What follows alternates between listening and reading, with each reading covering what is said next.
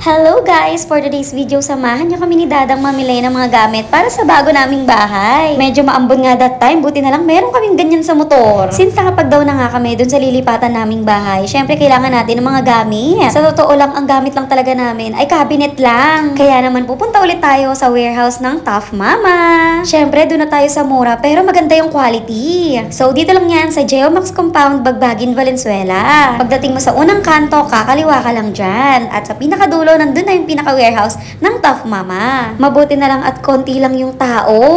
Mahirap kasi pag maraming tao dito, ang haba-haba ng pila. So, kung gusto nyong malaman yung mga detalye dito sa Tough Mama, meron ako sa isa kong vlog. Doon may kita nyo yung mga presyo at iba't ibang klase ng appliances nila dito. So, by the way, ang una nating hahanapin at bibilhin ay walang iba kundi rice cooker. Syempre, lalo na sa ating mga Pinoy, kailangan talaga ng rice cooker. So, ito nga yung napili kong stainless steel jar type na rice cooker. Gusto ko talaga yung mga stainless or kaya black kasi ayoko nga nang madumihin. So ayan, pinacheck ko kay Dada kung kompleto ba yung parts niya. In fairness, sa design ng Tough Mama, ang ganda niya guys. Pero kung hindi naman kayo fan ng color black, ang dami pang mga iba't ibang kulay dito.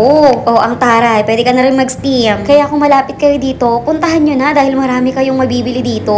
Next sa listahan natin, itong electric kettle. Nagandahan nga ako sa design nito at color black din. Kaya naman i-add to cart na natin yan. Syempre, kailangan din natin ng lutuan. Kaya naman kukuha tayo ng induction cooker. Nakakatuwa lang dahil pag binili mo to, meron ka ng free pot. Ito talaga yung napagdesisyonan namin ni Dada na bilhin para hindi na tayo mamumblema pag naubusan ng gas. Mamumblema lang tayo pag dumating na ang bill. And of course, isa rin sa mga dahilan dahil mas safe talaga tong gamitin. Kung makapaliwanag naman ako, kala mo talaga magaling ako magluto.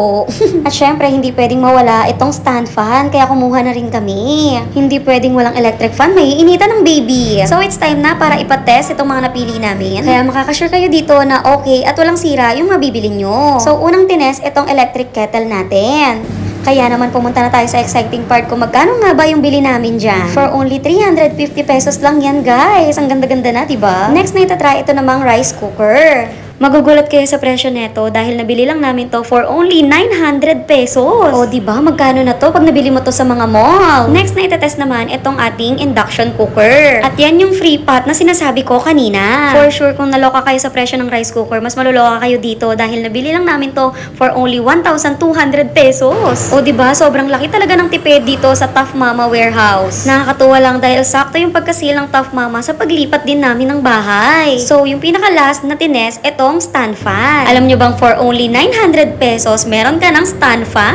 Ewan ko na lang talaga kung hindi ko pa kayo mabudol niyan. So pagkatapos itest, syempre, it's time na para magbayad. So inabot lang yung bill namin ng 3,300 plus para sa 4 na appliances. O diba, ang bongga? So naisip namin ni Dada na idiretso na dito sa bahay na lilipatan namin. Kaya naman abangan nyo na lang sa mga susunod naming vlog kung ano pa yung mga bibili namin dito sa bahay. So yun lang, salamat sa panonood. Bye guys! Nasa akin na yung susi!